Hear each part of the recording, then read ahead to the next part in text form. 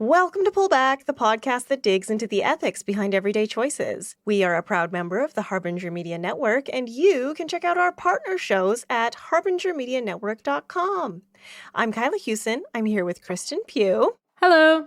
Today, we are introducing one of our favorite past episodes. This is the Plastics Crisis episode with Sarah King from Greenpeace. This is one of our favorite interviews that we've done. I love the topic of plastics in that it gives me like horrific nightmares. Yes, and Sarah was so charming and so knowledgeable. So I think it's a really good episode for people who want to know more about like what the problem with the plastics crisis is, as well as sort of what some of the solutions are. Also, we're just like really excited that Greenpeace talked to us. So without further ado, enjoy this one, this throwback.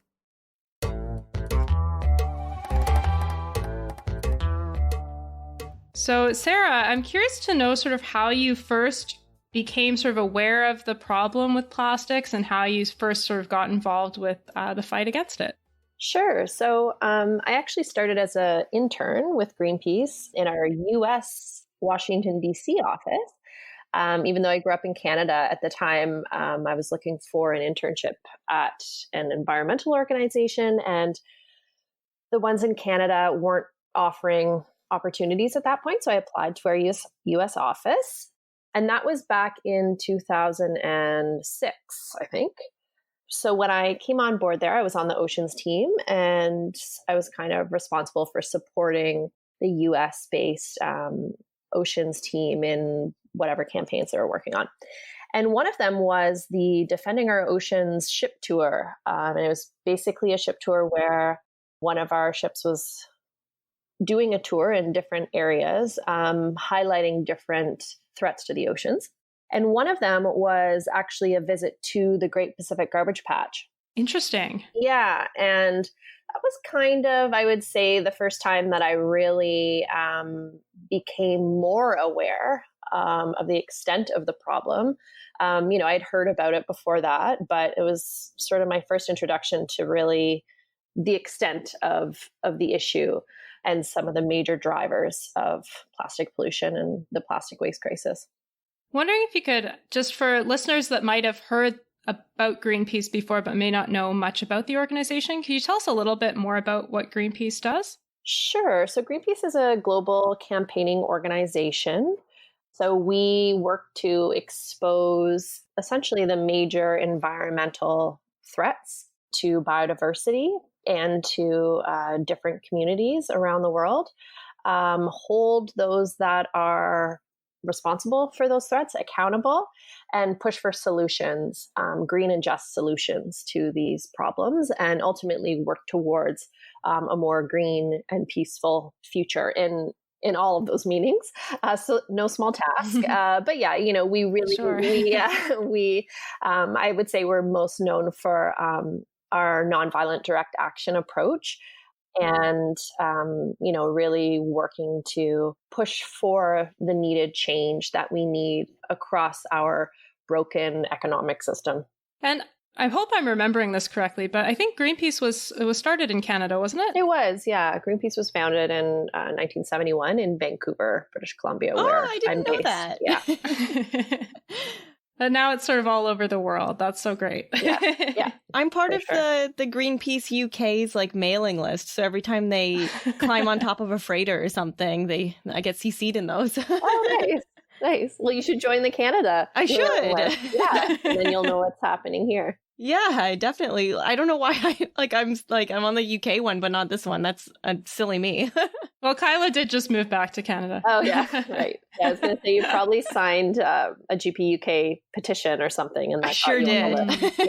Yeah. Nice. Sarah, I'm wondering if you could tell me a little bit about Greenpeace's actions on plastic, what sort of the general campaigns are. Sure. So Greenpeace is part of the Global Break Free from Plastic movement, which is a very large, essentially coalition of over 1,000 organizations that are working to stop plastic pollution and waste at the source. And so Greenpeace has a global plastic-free future campaign, and Greenpeace Canada, where I I'm responsible for our oceans and plastics work. We are part of that global campaign. And so we really, I would say, where we focus our attention is on the major producers of plastic. And so some of the big players known as the fast moving consumer goods companies, so the Cokes and the Unilevers and the Procter and Gambles of the world, we are pushing to have those major producers and polluters to move away from their reliance on single-use plastics and packaging and have them switch to reuse, refill, and zero waste, essentially, models of product delivery.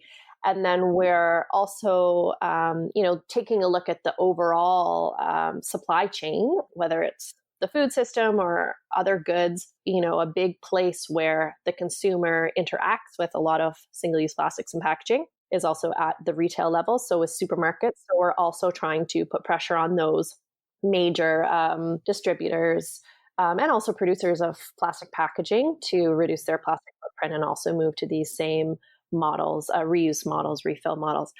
And then I would say overall, what we're trying to achieve is a ban, essentially a global ban on all non-essential plastics, on the production, sale, distribution, consumption of non-essential plastics, but really starting with the most problematic and unnecessary. And so those are the plastics that regularly end up in the environment. So, what we see when we do community cleanups or shoreline cleanups or in the images of plastic pollution, plastics that are known to be toxic to human health, plastics that, despite recyclability claims, are still, going to landfill.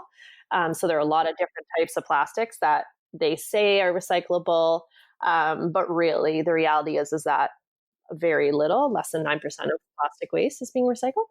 And then lastly, plastics that we know have alternatives. So this is kind of the category of problematic and unnecessary plastics that we want governments to act now on to begin to eliminate from our lives and from the environment. So those are, I would say, our kind of major streams of work. And we do that, we tackle those goals in a lot of different ways. But a big piece of it is, actually changing the conversation around plastics and, really trying to counter the industry narrative that we need single-use plastics, that they're hygienic, that it's not a production problem, it's a consumption or an individual responsibility problem. We are trying to really bust those myths and empower people essentially to join the reuse revolution and join all of the amazing progress that is going on all around us with those that are working towards a more circular economy and a zero waste future, essentially. Your work must have been cut out for you in this pandemic. Surprisingly, no. I mean, there's still so much amazing momentum. We've definitely seen rollbacks by companies. We've seen pauses by governments that, we're supposed to be moving towards ban on certain single-use plastics.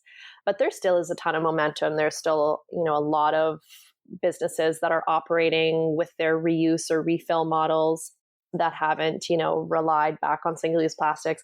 But definitely the industry has gone on the offensive and they're really pushing, especially the hygienic talking point right now. And we've seen an increase in plastic waste and plastic consumption and plastic pollution in different forms during the pandemic. But at the same time, we've also seen polling in terms of people's desire to continue to move towards bans on single-use plastic. We've seen the numbers go up from even last year. So there's still a lot of enthusiasm to break out of our, plastic obsessed lives. Oh, that's so good. That some positive news on our podcast for once. I know, it's so rare. Yeah, it feels like people really care about single-use plastics, but it's just such an overwhelming problem. I was wondering whether you might be able to tell me a little bit more about, if you were to break down what the environmental problems with plastics are. Could you maybe explain that for someone that might not be already on board? I guess to start at the beginning, 99% of plastic is made from fossil fuels. It's being extracted from the ground. So because it's coming from a fossil fuel, from extraction all the way through to production of the plastic itself, to consumption, disposal, and even once it's pollution, even once it's like in the actual environment, it emits harmful greenhouse gas emissions that whole time. And it also pollutes at every single stage of its life cycle. And through its pollution, it's contributing to negative health impacts on adjacent communities. It is harming wildlife, it's creating air pollution, it's creating water pollution. It is really negatively impacting everything that it's interacting with, honestly.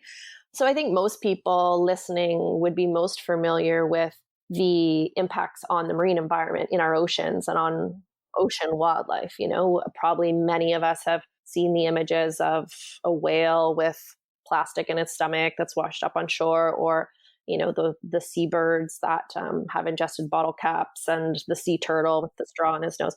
Those are, I think, what most people are familiar with.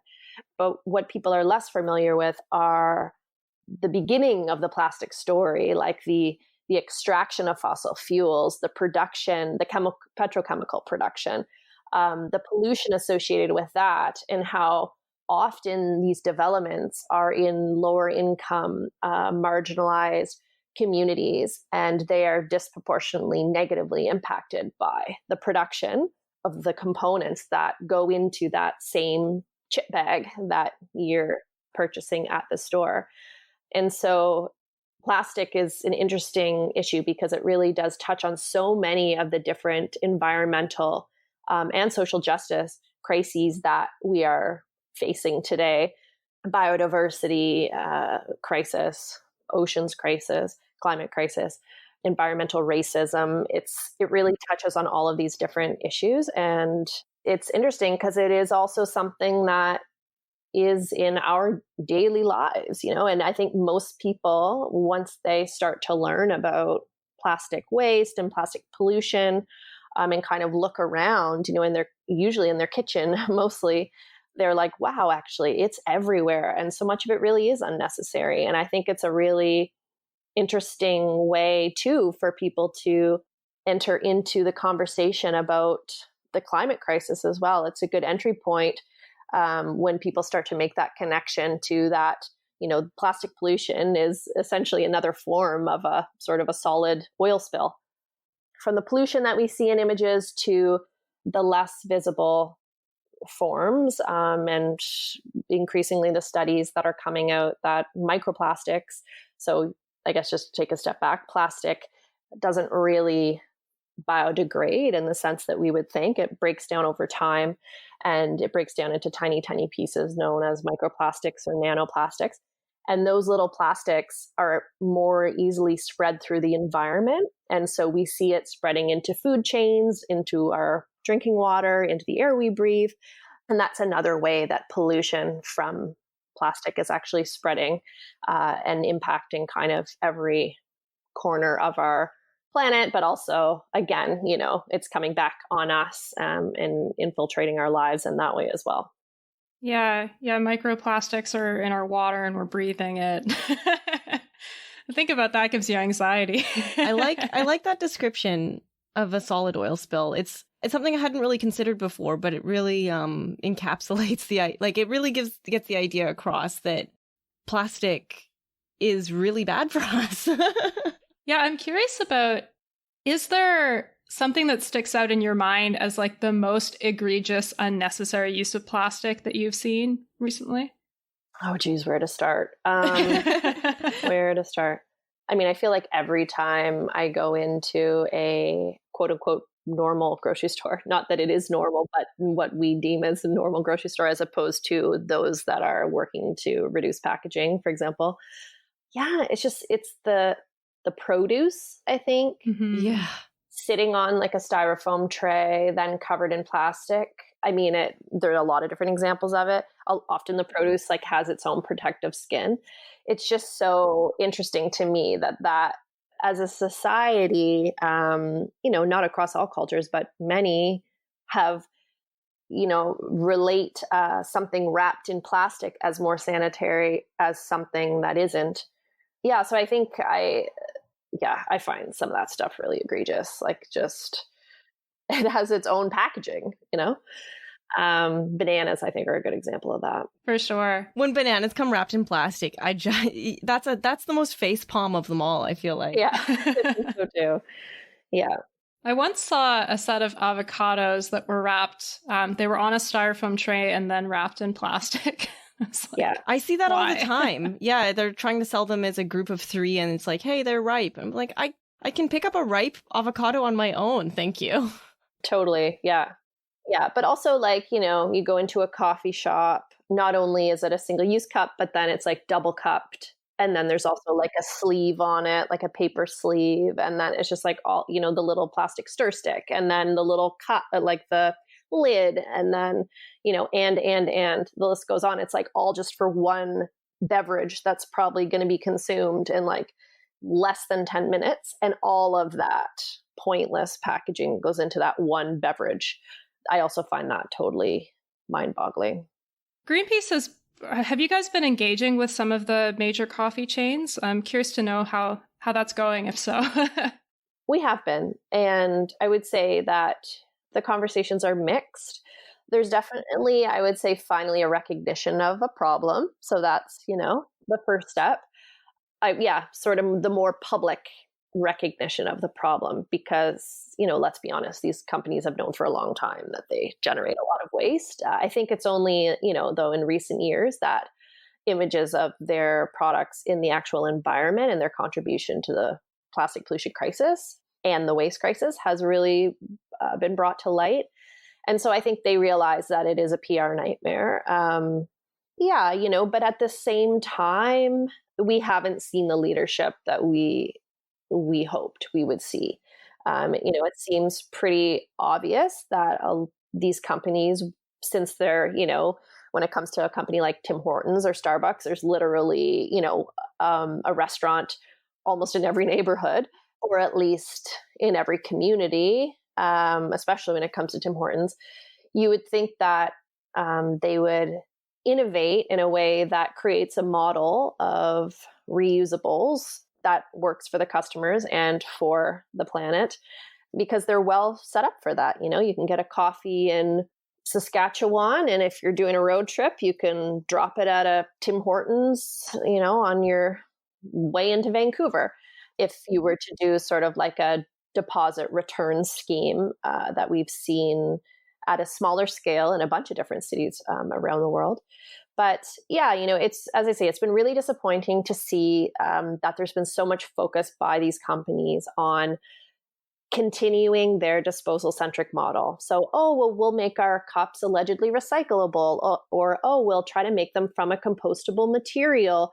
But essentially, they're just perpetuating the same throwaway model, and they're not actually thinking about ways to continue to, you know, support their customers in their coffee experience, but at the same time, not generating, you know, millions and millions and millions of pieces of trash, and then often pollution every week for decades. Yeah. And I think you mentioned something interesting, which is like the focus on recyclables and biodegradables. I wonder if you could tell me why those aren't good solutions to the plastic pollution crisis. Sure. So, you know, like going back to what I just said, which is that it just keeps perpetuating this same throwaway model that isn't working for us. So, you know, right now we exist in a linear economy where we take something from the natural environment, we make something, it then gets turned into waste, and then we repeat, like take, make, waste, linear model is what we operate in. And whether it's plastic or, you know, paper, it's all the same waste generating, pollution contributing model. We know that that isn't working, like across the board. How much waste overall we generate as, you know, a global society, how much pollution we're creating, how we're just destroying, you know, forests and extracting oil and polluting and all of it. None of it's working. So we really need to move away from an extractive model, and we need to keep things in a loop. Like if we have a material, we need to be able to use it ideally for the rest of time in some format.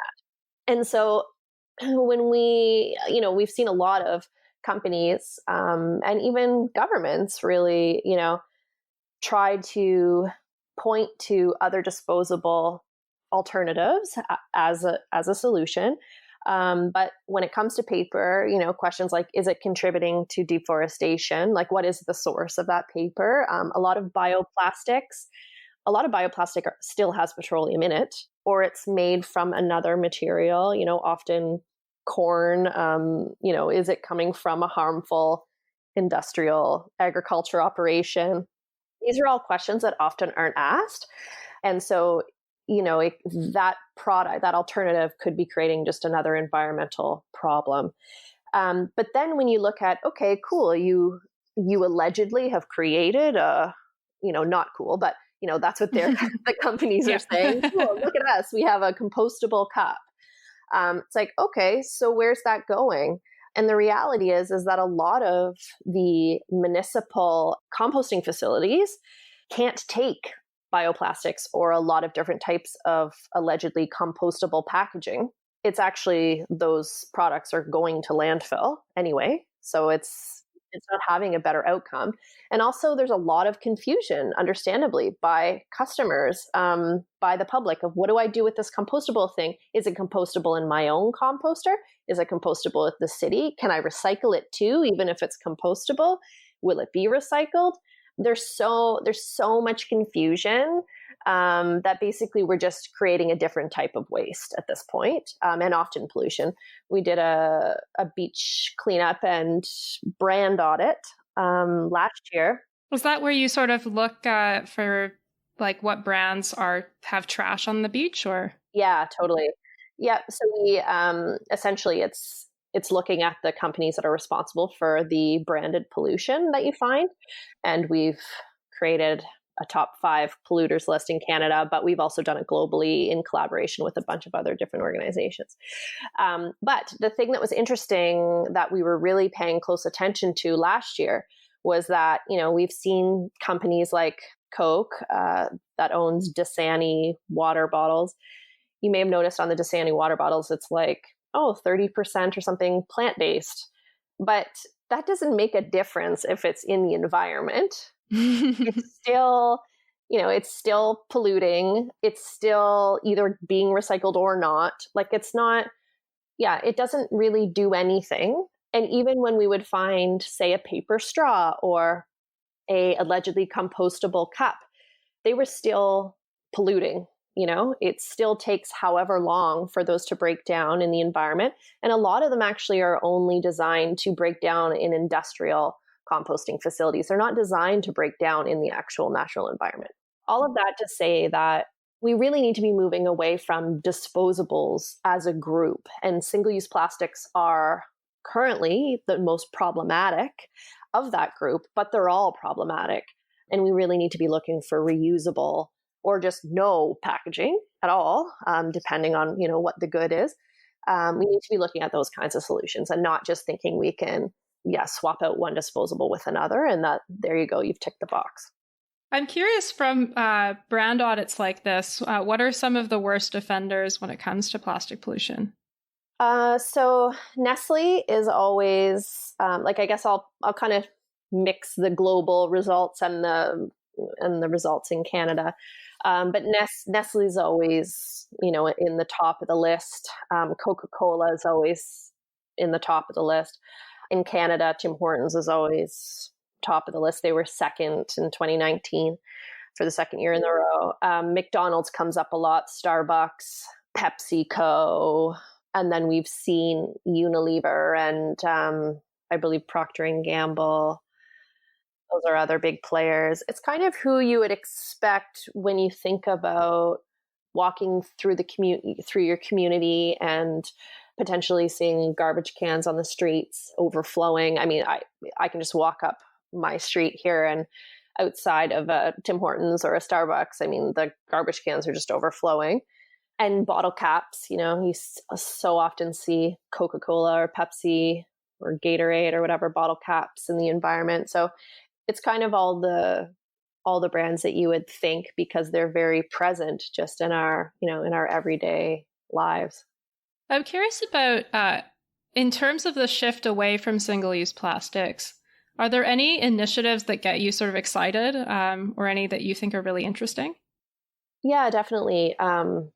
We've seen a number of zero waste or bulk refill unpackaged grocers open up across the country.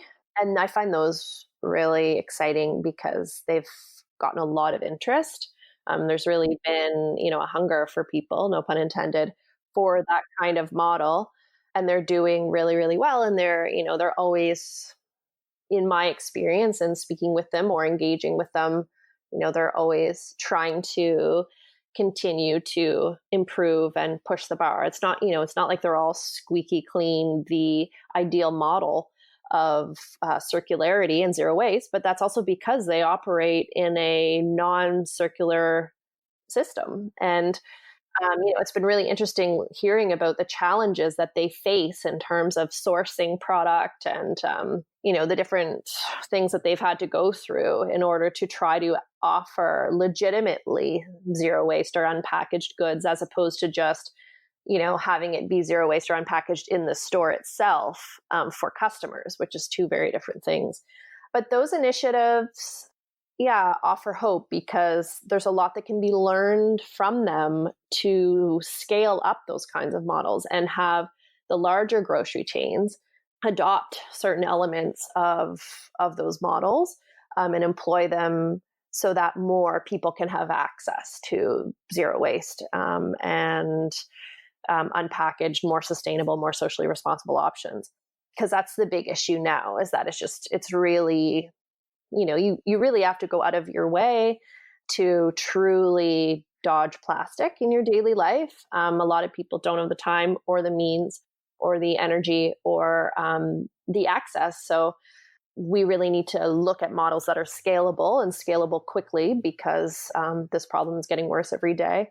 But there are lots of those around us if sort of major players would actually adopt them and if governments would actually incentivize those more circular reuse, refill, unpackaged models as opposed to subsidizing, petrochemical and plastic production, which is what has been happening. Yeah, I'm curious sort of on the government side, what are the kinds of things that you're calling for? Do you think, should governments be going for like plastic bans right now, or should they be focusing on like taxing straws and things like that? Or what's your approach? Yeah, they should really be putting bans in place. I mean, they should have done it a long time ago. We have seen some governments around the world that have had, bans in place for quite some time on certain particularly problematic items, but we're not seeing like a comprehensive approach, which is what is really needed, and it's needed now. We know that plastic is toxic. It's toxic to wildlife. It's toxic to the environment. It's toxic to ourselves, and the government, for example, in Canada, under the Canadian Environmental Protection Act, it lists toxic substances under this act and then regulates the production or consumption, distribution of those toxic chemicals. And so just like we saw, with the ozone, the hole in the ozone layer, and how governments all came together to ban ozone depleting substances, that's what we need to do here. There's a global plastic crisis, plastic pollution crisis, and plastic waste crisis, and governments need to come together and basically just no longer allow that toxic polluting substance to be created. We are really trying to push for quick action to, as I say, like start to eliminate the most problematic and unnecessary as we work towards ideally moving to a place, in a low carbon economy scenario where not only are we cutting our reliance on fossil fuels as we kind of think of them most usually, in gasoline in our cars or those kinds of things, but also cut our dependence on fossil fuel byproducts, which plastic, is one of the major lifelines that the oil and gas industry is holding on to. As a lot of global governments recognize, okay, well, we at least need to do something to cut our emissions, but plastic seems to be getting off and not being associated with that. So we're still seeing investment by governments into that part of the sector. So we need bans and we need investment in the alternative, more sustainable circular models that we actually need to be moving to. I'm curious about one refrain that we'll often hear on issues like straw bans is that it can create challenges for people with disabilities. And I'm just curious what your thoughts are on that issue. That's definitely a really important issue, and one that we need to be thinking about when we're talking about alternatives or the solutions. So impacted communities across the board need to be engaged in the discussion of solutions. And for example, when it comes to straws, people with disabilities who require a straw and who feel as though plastic is the best alternative for them, they should totally have access to a straw. And so, when we talk about bans of single-use plastics, of course, we need to be mindful of those exceptions and those areas that we need to address. It isn't about, just this like blanket approach and not considering the exemptions or exceptions. It's about looking at the main source of the problem and how we can address the bulk of that waste generation and eliminating that. So, most straws are unnecessary and some straws are necessary. And so if we eliminate the most that are unnecessary, then those ones that are necessary are no longer a problem. That's kind of how we need to be looking at it. And, that's going to come up when it comes to a lot of different non-essential plastics, because people have relied on them for different reasons. And also they, in some ways they have, of course, like served a purpose and they've replaced other things because plastic does have its qualities. We've definitely seen that in the medical community, but we at the same time know that there are alternatives or there are the potential for alternatives that could meet the same needs and tick the same boxes, but that aren't potentially derived or created from plastic. So yeah, it's really about making sure that we're having all of the right people in the conversations when we're talking about what the solutions look like and what needs need to be met for those solutions. I'm curious because it's July, and so for listeners that might be trying plastic-free July, do you have any sort of tips on what some of the best approaches might be to either eliminating or reducing plastic use in their lives? So I've definitely personally participated in Plastic-Free July. Of course, we've done it. Greenpeace has participated in Plastic-Free July in different ways, but I've personally done it as well. And, experience a lot of the same challenges that many other folks are experiencing as they're trying to cut their plastic footprint. I guess some things that, if you're going to really go for the gusto and try to, not completely eliminate plastic from your life for the month of July, that's a major undertaking. And it's going to take a lot of time and a lot of research. It's going to be really interesting and really informative and also not sustainable in our current system. So, one of the big things I would say is like, don't get discouraged if you can't fully eliminate plastic, because it's pretty well impossible for most people to come anywhere close to doing that. But if I would say, if you want to just start somewhere, just focus on a couple of items to eliminate, focus on something that seems a little bit hard and conquer it.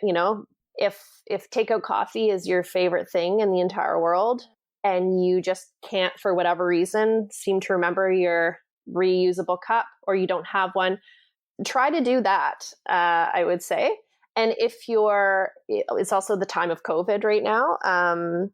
So it's also a bit challenging, but also, like what Greenpeace as an organization has tried to focus on for Plastic-Free July is also this idea that, we all need to do our part. We all need to think about our consumption and how we engage with different products and the planet and people more broadly.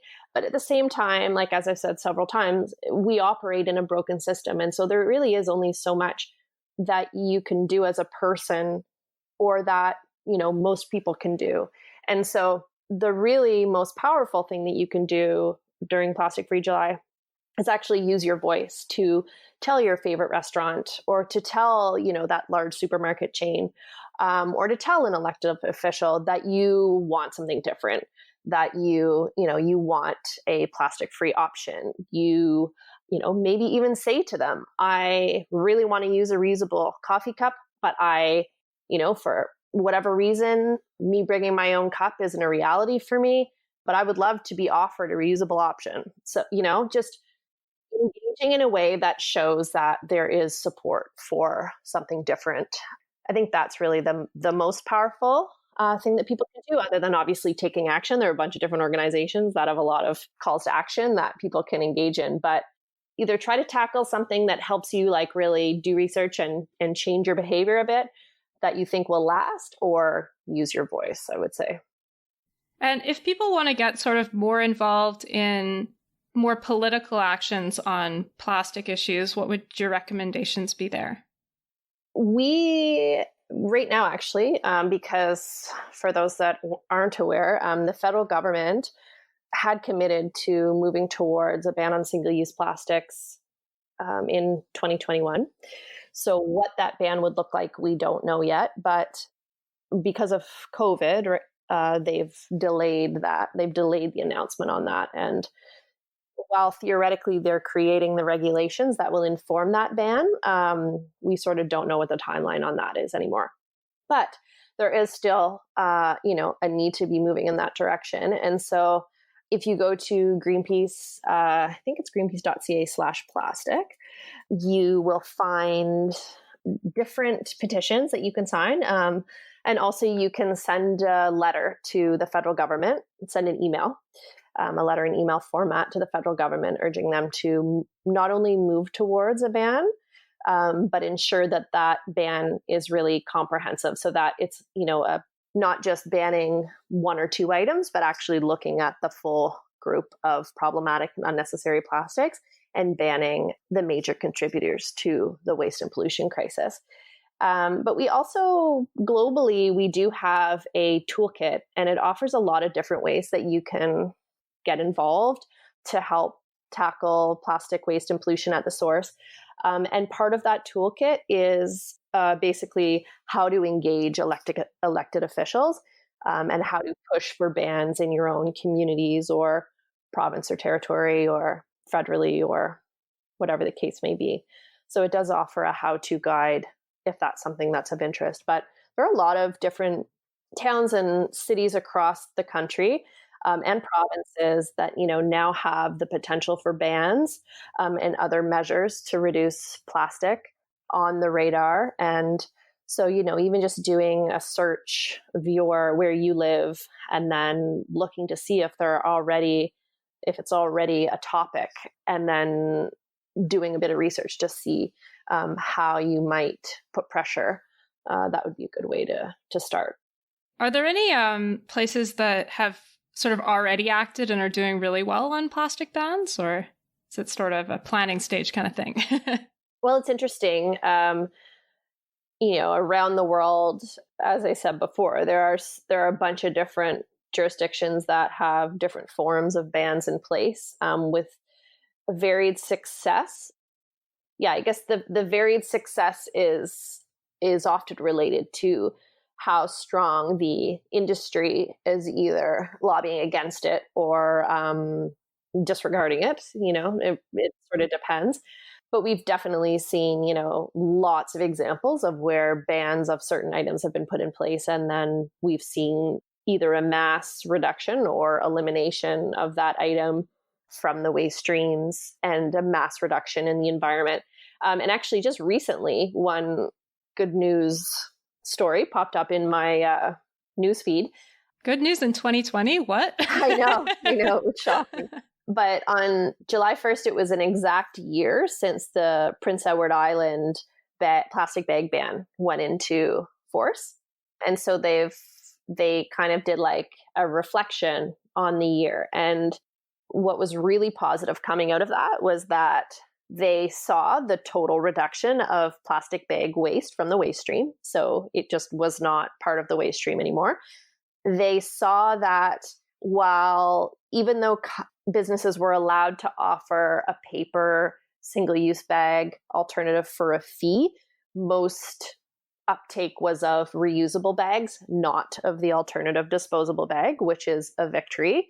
And there was really positive support from the public, really positive support from the business community, and even the Retail Council of Canada, which represents, some of the big retail players. There was even support there saying, good, this is kind of like level the playing field where there's clarity of what we can be doing or not doing. So it was just a good example of, there was political will, there was interest from the public, and everyone kind of worked together to eliminate, pointless plastic bags from this island province. And a lot of other provinces are looking to them, actually, following their lead and trying to learn from their example. And, we've seen some other maritime provinces or Atlantic provinces express interest in moving in that direction as well. And so, I think that's only one type of single-use plastic, but it's one that they've decided to start with. And while now we sort of, we're past the point where we really need to just be doing a piecemeal one-by-one approach, I think what it shows is that it can work. And if the goal is eliminating waste and therefore not creating the opportunity for waste to leak into the environment, it shows that bans do that. That, again, is why we really need to be pushing governments to move in that direction and quickly. You had mentioned petitions before, and one thing that I'm curious about is when an organization like Greenpeace sets up a petition and people sign it, what then do you do with it afterwards? It depends on the type of petition that we're doing. So the one in support of a strong federal single-use plastics ban, that's an email. It's kind of, you sort of feel like you're filling out a petition because it's not like it's a lot of work. You don't have to write the letter yourself, but you fill in certain fields and then that email actually goes to those people. There are other ones, if it's just you're signing your name, for example, and then, like more of the collectivism. What we often do is we sort of set a time frame as part of a larger campaign. And what we often do is we'll give a petition a certain amount of time to gain signatures. And we will often communicate to the target. Often say if it's a company, we will communicate to them that the number of petition signatures is rising, or this is the number that we currently have when we're communicating with them, either publicly or directly. And then we will deliver those signatures to the company in one form or another, whether it's through, more of like a creative confrontation way, or whether it's actually just putting all of the names, on a thumb drive and delivering that to, say, the CEO or the decision maker. So it comes in a lot of different forms, I guess. But generally, the goal is to have those names, even if they're not initially, being put into a CEO's email inbox. The desire is for those names to eventually be shared, or the number of signatures shared with the company. And do you find that that's like persuasive, that companies sort of see this many people have signed and they think, oh, this demonstrates an interest and might shape what we do? Is that a powerful tool? It definitely can be, especially for companies that, say, aren't often the focus of, public pressure or consumer pressure, or that haven't really been in the spotlight very much. They see, it's a great way to show public support or support by, say, their consumer base, for the need for them to change. Of course, there are so many different petitions across so many different issues these days. And so, we definitely hear sometimes about kind of petition fatigue, or, oh, it's just another petition or whatever. But the reality is that no matter what, it is an indicator of support on an issue. And that is something that a company or a government can't dispute. It's that many people care enough about that particular issue or want change enough to have lent their voice or lent their name to that initiative. And so, we'll often say engage with a company or a governmental official, and they'll note that they've seen sort of, that the number of the petition has been rising, or they're, taken aback by the high number of signatures on a particular petition. So you don't always need like 1 million signatures to show that an issue is really worth noting. It just depends on, who you're trying to communicate to or who you're trying to change. And then kind of like gauging, what level of support do you think is needed in order for it to have an impact on that decision maker or that company?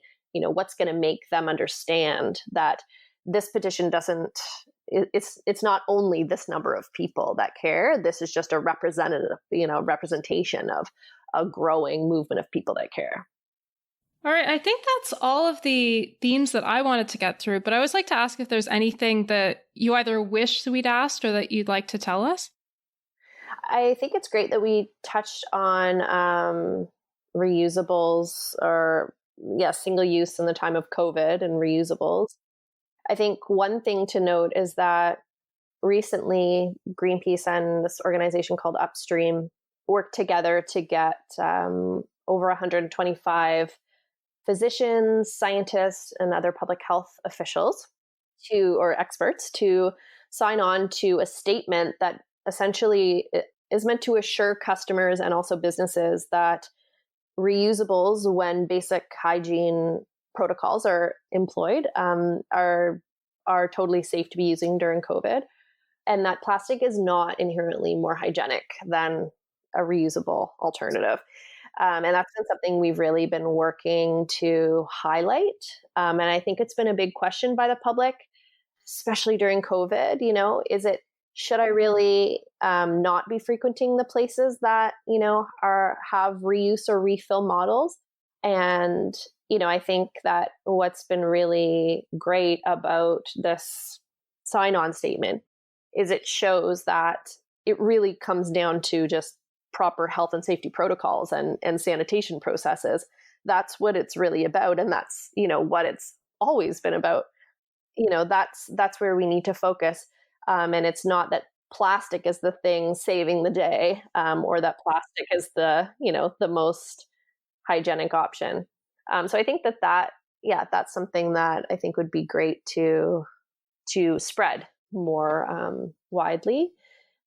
One other thing, I guess, that's worth noting when we talk about solutions to the plastic waste and pollution crisis, I touched on this a little bit, but companies are often just trying to, find that easy swap out or that easy fix to essentially allow them to continue just to produce single-use plastic. And one thing that's been coming up a lot in industry circles and in government discussions around solutions is this idea of chemical recycling. And so some people may have seen, if they have gone to one of the big supermarket chains, that some of the water bottles, the house branded water bottles, say 100% recycled plastic, recycled content. So that means that theoretically there's no virgin oil that's gone into that plastic product. And companies are really trying to promote that as a more sustainable plastic alternative. But for one thing, chemical recycling it's a very tiny piece of the recycling sector. It's very, very tiny. It's also very costly. It's energy inefficient. There are a lot of toxic and waste residuals that come out of those processes. We don't know a lot about it. And most importantly, those processes rely on a steady stream of plastic waste into them. And then they still produce a single-use item, even though if you capture every single item and it goes back into that same thing, or that same facility, then okay, you can call that a loop. But that's not the reality, because the reality is that billions of single-use items are still being produced at the same time, and collection of those items is not effective. So yeah, I just want to flag that, if folks see that 100% recycled content and think that it is a better option, it does not have virgin oil in it, but it's still a single-use item that can pollute in the same way, and that is still, potentially not being recycled. There are a lot of things out there that look like they could be a good quick fix, but if it seems too good to be true, it usually is. Right. Okay. So no quick fixes, no gimmicks. Got to just stop single use. Got it. Wow. There was a lot there.